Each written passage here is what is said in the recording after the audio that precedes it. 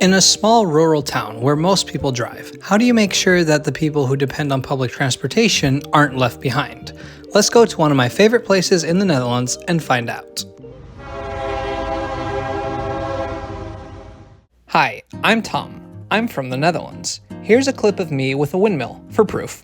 As a Dutch person not from Amsterdam, yes, we exist, every time I'm back in my home country, I love to show you guys the great places in transportation outside of the capital. Today I want to take you to one of my favorite parts of the Netherlands, Zeeland. Wait, there's an old Zeeland? Yeah, what did you think the New Zealand was named after? We'll swap the cloudy skies for some sunshine in the country's sunniest province. Zeeland is a chain of islands and reclaimed land in the southwest of the country.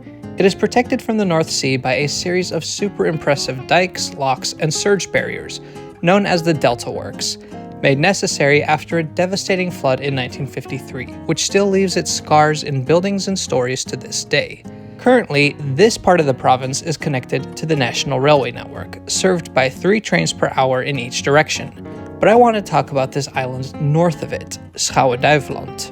Originally 4 islands, they were combined into one in the Middle Ages. Today, picturesque farmland is occasionally interrupted by small villages, many of them with just a few hundred people.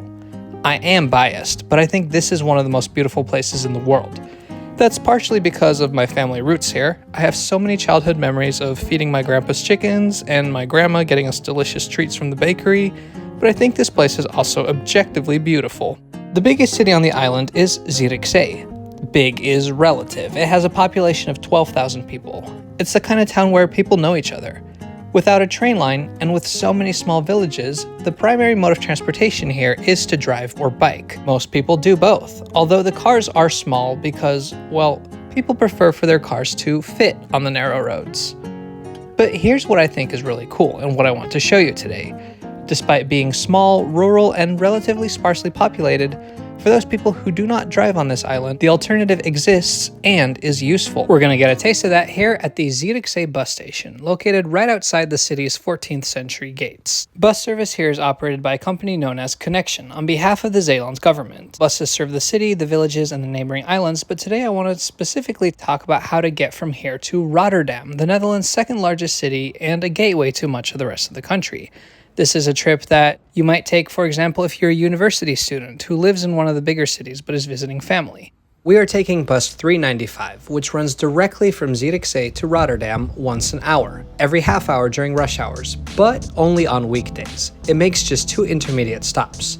There's also a local bus service, 133, which runs every half hour on weekdays and every hour on the weekends. This only runs as far as Oude Tonge, but there passengers can use a time transfer to Route 436 to bring them to Rotterdam. So on weekdays, there are 3 to 4 buses every hour on this route, including express service.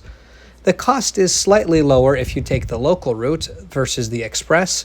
We are paying €16.78 for an hour trip. Yeah, public transportation in the Netherlands is not super cheap. The Mercedes buses used on this route are between 7 to 10 years old. They've got comfortable seats, completely suitable for a journey of this length.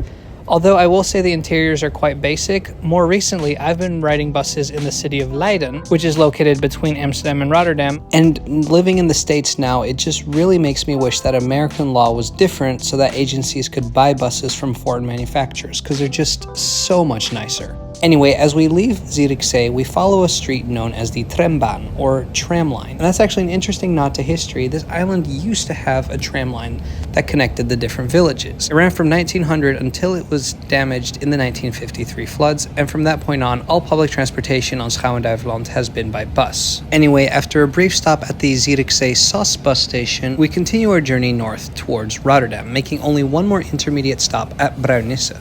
As we head north, we will stay on the main road, N59, which allows for higher speeds and bypasses the village centers. The local bus route, number 133, also uses the main road, but will turn off of it to serve the village cores. It's the middle of the day on a Monday, but I'd say about half the seats on the bus are filled. I'd recommend looking out the windows. You never know what you might see. But if you do have to use your phone and it's running low on charge, you will find USB chargers above your head underneath the luggage racks.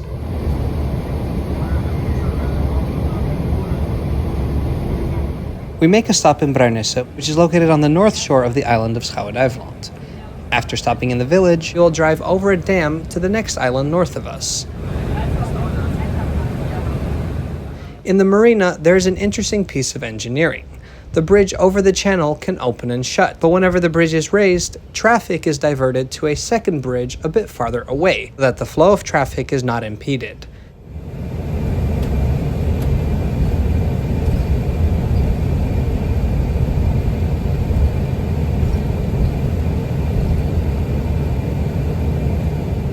After that, we find ourselves on the Grevelingendam, a 6-kilometer or 3.5-mile dam that opened in 1965 as part of the Delta Works. This dam was built to make it easier to construct some of the more important dams in the Delta Works, and so that engineers could practice and learn the construction process. Fun fact, they used a bunch of cable cars to build this dam. On the right side is saltwater, directly connected to the North Sea. On the left side is Lake Grevelinge, Europe's largest saltwater lake.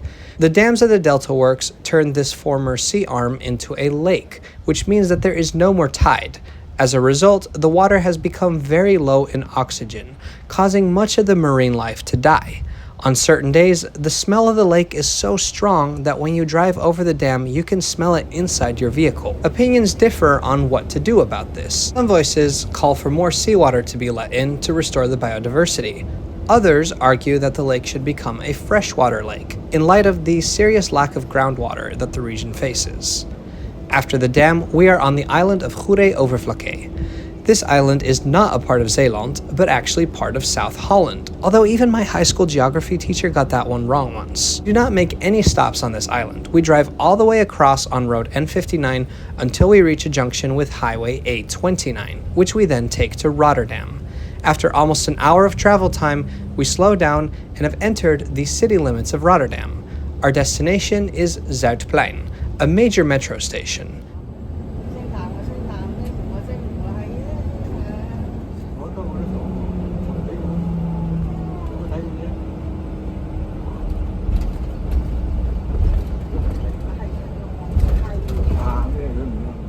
Here we pass underneath the elevated viaduct of the Rotterdam Metro.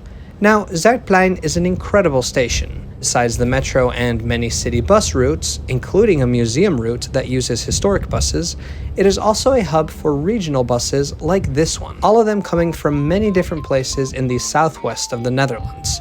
The metro station is elevated. On the ground floor are bus platforms, and passengers transferring from the metro to a bus go down to the bus bays and they wait for their bus there. But the buses arriving at Zuidplein first stop at an elevated platform that is attached to the metro concourse.